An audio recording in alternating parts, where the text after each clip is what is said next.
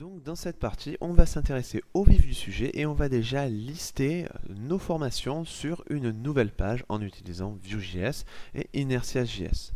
Donc là, si je retourne sur ma page d'accueil, j'ai maintenant Login et Register qui sont accessibles puisqu'on a mis en place le scaffolding d'authentification avec Jetstream. Donc ce que je vais faire, c'est me créer un nouvel utilisateur. Donc je vais l'appeler Ludo et on va lui donner ici une adresse mail bidon, donc nordcoders@gmail.com, et je vais dire à mon navigateur de me créer un mot de passe bidon, comme ça je ne vais pas le retaper à chaque fois.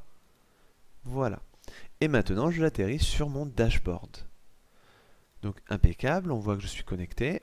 Donc première chose à faire, au niveau du dossier Resources, JS, on se retrouve ici avec le dossier Pages, et ce dossier contient tout simplement nos vues. Donc ce qu'on peut faire, c'est les organiser comme on a l'habitude de structurer nos projets avec un dossier Courses qui contiendrait tout ce qui a trait à nos formations. À l'intérieur, je peux créer simplement ma vue Vue.js.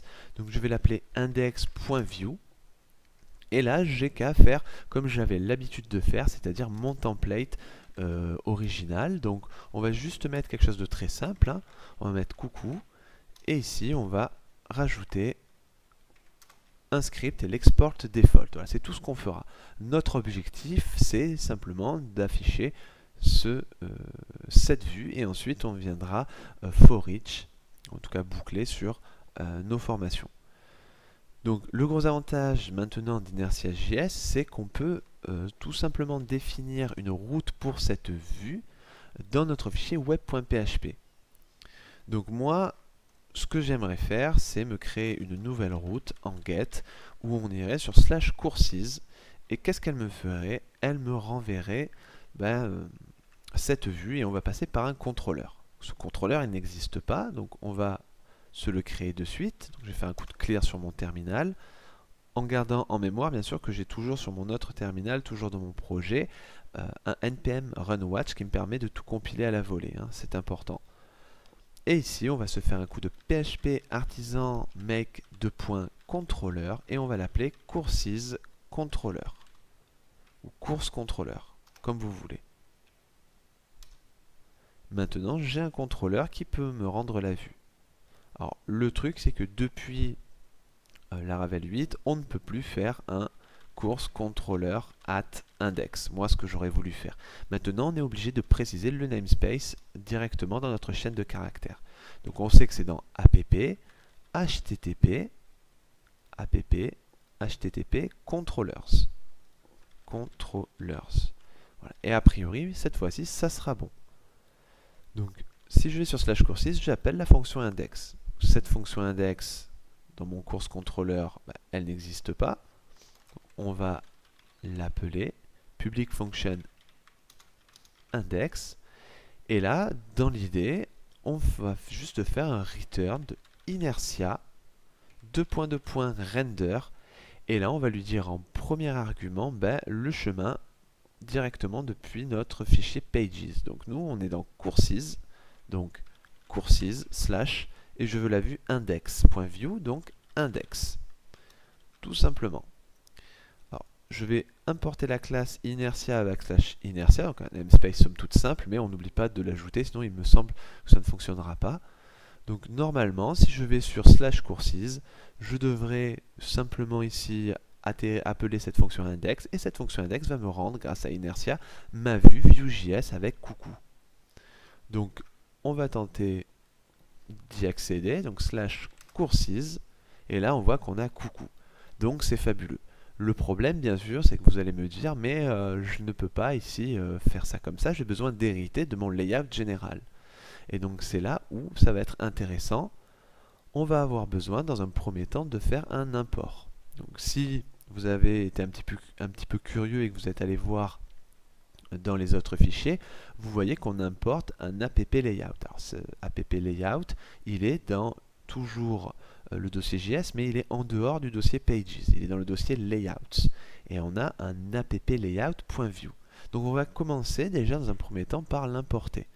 Donc pour ce faire, on va au-dessus de l'export et on va faire un coup de import app layout et on et on va faire un from et il va falloir définir le chemin. Donc from, alors là je fais un point slash pour me dire je me situe dans mon dossier courses. Je vais revenir un cran en arrière en faisant deux points slash, donc là je suis dans le dossier pages, mais là je n'y trouverai pas mon dossier layouts, deux points slash, je reviens un cran en avant et là j'ai mon dossier layouts. Et là, slash app layout. Donc ici j'ai pu importer mon composant. Et maintenant, ce que je vais faire, c'est simplement components. Et je vais préciser, app layout est égal à app layout. Comme ici, vous pouvez le constater, donc c'est plutôt components de point app layout. Et vous pouvez rajouter ici autant de components que vous voulez. Donc pour l'instant, on n'en a qu'un seul, c'est notre component du layout général. Donc une deuxième chose, maintenant, on va tout simplement jeter un petit coup d'œil à notre app layout.view. Donc on voit que c'est un template basique de Vue.js qui lui-même importe d'autres components. Ça, vous voyez toute la liste ici. Il retourne des data, il y a des méthodes. Bon, tout ça, c'est des choses que vous devriez connaître déjà. Et ensuite, on se rend compte qu'on a plusieurs slots. Donc, à savoir que ici, on a le page content. Donc, le slot, c'est un slot qui va être identifié à un nom par défaut qui sera default. Nous, de notre côté, on n'aura pas besoin de le remettre. Mais en revanche, on aura d'autres slots, c'est-à-dire pour le header, on aura un slot name header. Donc on voit qu'on a différents slots. Un qui est par défaut, qui nous servira un petit peu de notre yield, comme on avait l'habitude avec Blade, et un qui sera directement nommé, comme par exemple header. Mais il peut y en avoir autant qu'on le souhaite. Donc l'idée ici, ça va être, au niveau de notre template, au lieu d'utiliser la div classique, on va faire un kebab case de notre app layout. Donc là, c'est important de l'avoir nommé de cette façon. Donc ici, je remarque que j'ai un camel case, donc je vais faire app en minuscule, dash, donc le tiret, layout en minuscule. D'accord? Donc il va falloir convertir à chaque fois le camel case en kebab case en faisant app dash layout. Et automatiquement, ce qu'on va rentrer ici à l'intérieur sera dans le slot par défaut. Donc ici, si j'ai indiqué coucou avec un H1, ça va automatiquement le mettre un coucou au niveau de ce slot. Donc on va enregistrer. On va vérifier qu'on n'a pas d'erreur. Au niveau de notre terminal, on a bien une compilation avec succès. Et on va réactualiser. Et vous voyez ici qu'on a hérité du layout. Voilà. Donc ici, on a le header qui a sauté. Donc souvenez-vous ce que je vous avais dit, on a également ici un slot nommé qui s'appelle header. Donc là, pas de souci, vous pouvez à l'intérieur de l'app layout faire appel à votre propre template et en y indiquant, donc soit vous faites un vslot header, et là vous avez votre slot. Alors,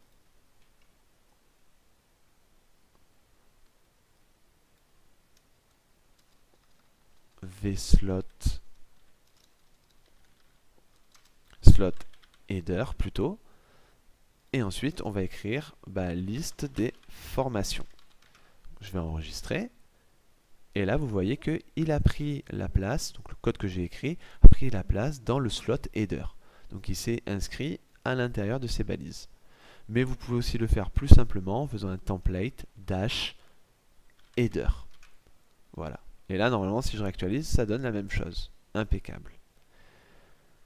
Donc ce qui va se passer maintenant, ça va être de venir insérer dans cette vue nos formations. Donc pour ce faire, il n'y a pas de souci, on va pouvoir revenir ici dans notre public function index et on va choisir nos formations. Donc on va appeler notre super modèle course, on n'oublie pas de faire use app modèle course, all, comme ça on va tous les récupérer et on va stocker ça dans une variable course. Et maintenant, j'ai plus qu'à le passer comme j'avais l'habitude de le faire avec ma fonction view, de passer un tableau en deuxième argument, courses, ça sera égal à la variable courses plutôt. On va rajouter un s ici. Voilà, c'est plus logique. Et normalement, je peux récupérer de l'autre côté de ma vue tout ça dans les propriétés. Donc je peux faire props, alors on n'oublie pas bien sûr la virgule, props, et là je récupère courses. Et là, on va faire un mounted, et on va faire un console log de this courses. Et on va voir ce que ça nous donne. Normalement, ça devrait nous donner les courses qu'on a récupérées depuis le contrôleur. Donc je vais examiner l'élément, je vais réactualiser, et vous voyez qu'on a nos 15 formations qu'on a récupérées, qu'on a envoyées depuis le contrôleur. Donc tout ça, ça a été fait de façon très simple grâce à Inertia. Donc ce qui me reste à faire ici, c'est les récupérer en data, parce que pour l'instant les propriétés sont immutables, donc il est plutôt de rigueur de se créer ici une fonction data qui retournera des données, et on va ici faire un course list this courses. Voilà. Et on n'oublie pas la virgule. Donc maintenant, je peux accéder à mes formations en faisant this course list. Si je refais un console log de ça, je récupère mes formations. Mais cette fois-ci, je pourrais faire des modifications dessus. Donc on est parti.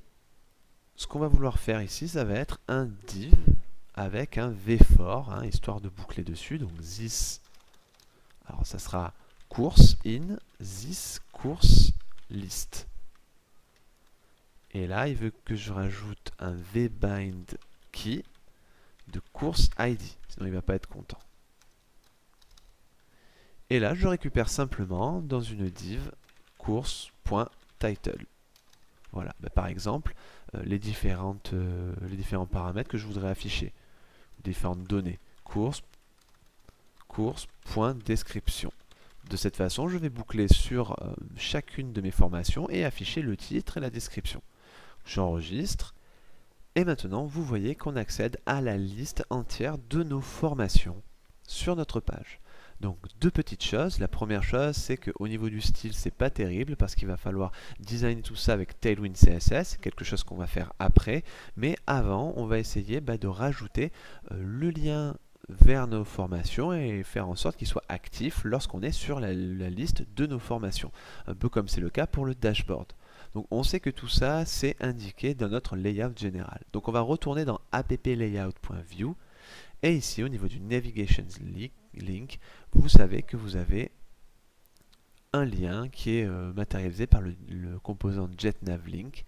Donc l'idée, ça serait par exemple de le copier et de le coller et de s'en inspirer. Si je réactualise, vous voyez qu'on a deux fois le lien dashboard. Donc là, on sait que c'est un href vers /courses et ça serait liste des formations, ou plutôt les formations. Je vais réactualiser et là on a un lien qui nous envoie effectivement sur /courses. Donc, on aimerait juste qu'il soit actif, hein, parce que là on voit qu'il est actif quand on est sur dashboard. Donc c'est simple, il va appliquer le style actif seulement si le current route name est égal à dashboard. Donc non, nous on veut que le current route name soit égal à courses. Et ça fait directement référence au nom de la route. Donc ça c'est quelque chose que l'on inscrit au niveau de notre fichier web.php. Donc je vais ici rajouter name, tout comme il l'avait fait ici au niveau du dashboard, et on va l'appeler courses.index. Et on va plutôt dire que c'est courses.index, parce qu'on risque d'avoir plusieurs liens. Donc maintenant, si j'enregistre et que je réactualise, je vois qu'il est actif lorsque je suis sur la liste de mes formations. Impeccable.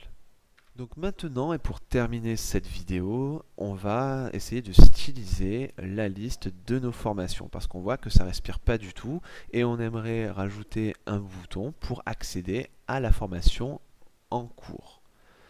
Donc ce qui va être intéressant de faire, ça va être ici de revenir dans notre index.view.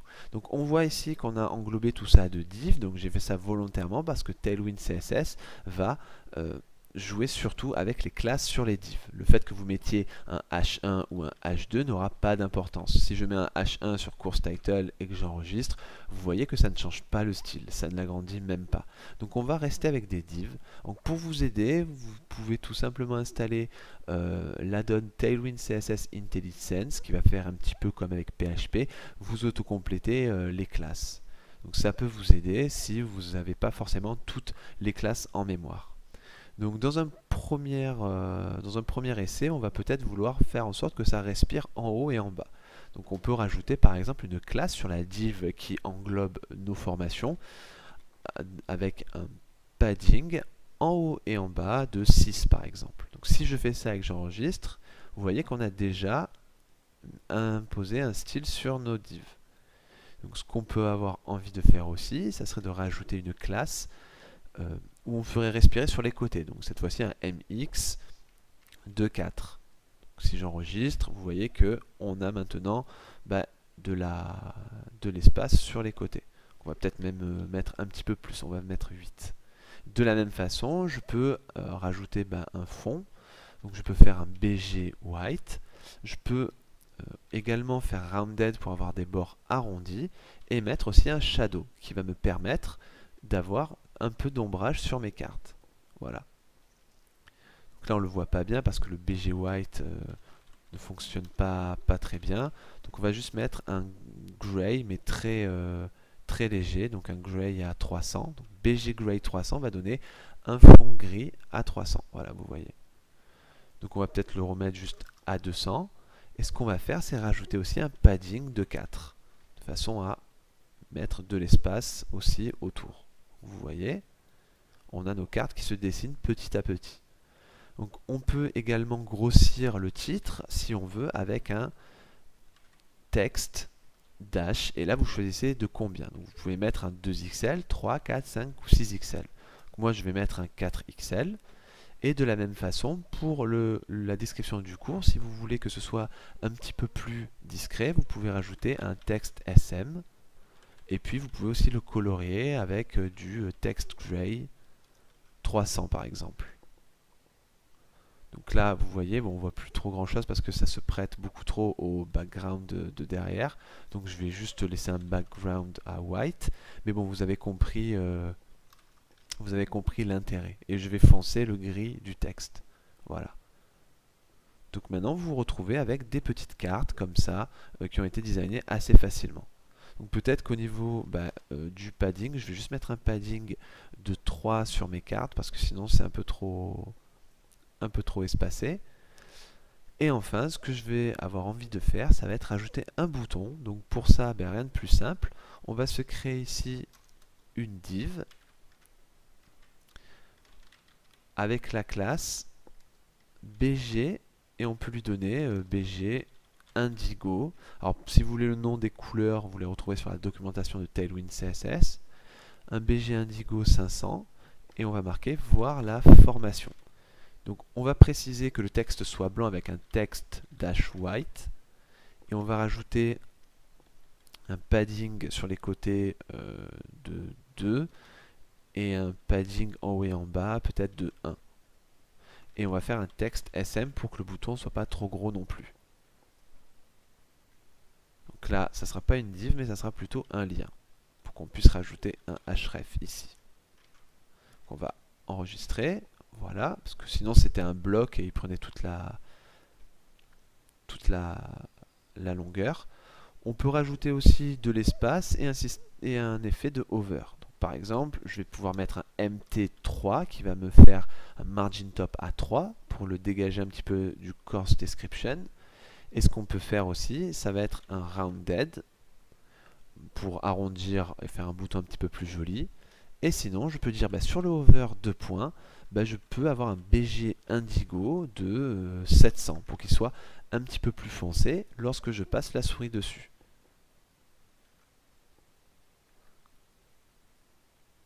J'ai ici pas mis le bon, c'est indigo avec un i bien sûr.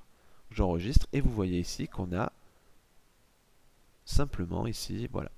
Donc là, un système de hover. Donc là, vous voyez qu'il m'a pas mis le margin top, tout simplement parce que là, je suis sur un lien et le lien, c'est du inline.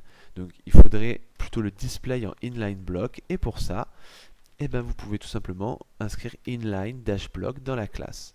Et vous allez voir qu'il va se comporter comme un bloc, mais sans prendre, comme il faisait tout à l'heure, toute la largeur. De la même façon, si vous voulez utiliser les flex, pas de souci. On peut s'imaginer ici avoir une div qui prenne toute la longueur et avoir de part et d'autre le titre et le nombre d'épisodes. Donc, par exemple, rien de plus simple, on va juste couper ça, se créer une div et rajouter deux divs à l'intérieur qu'on va disposer comme il faut. On va marquer par exemple ici 25 épisodes, mais après on mettra ça dynamiquement. Et ici on n'a plus qu'à faire une div flex, justify between, et on peut ici faire un items center, histoire de centrer les items aussi sur l'axe vertical. Juste en faisant ça, je réactualise, et vous voyez qu'on a affiché ici les épisodes en les disposant de cette façon. Pareil, si vous voulez que 25 épisodes soient un petit peu plus discrets, vous le passez en texte SM et vous pouvez lui donner un texte gray qui soit un peu plus effacé. Voilà, de cette façon. Donc voilà pour cette grosse partie, le design et l'affichage de nos formations. Je vous donne rendez-vous dans la prochaine vidéo pour continuer le développement de cette application.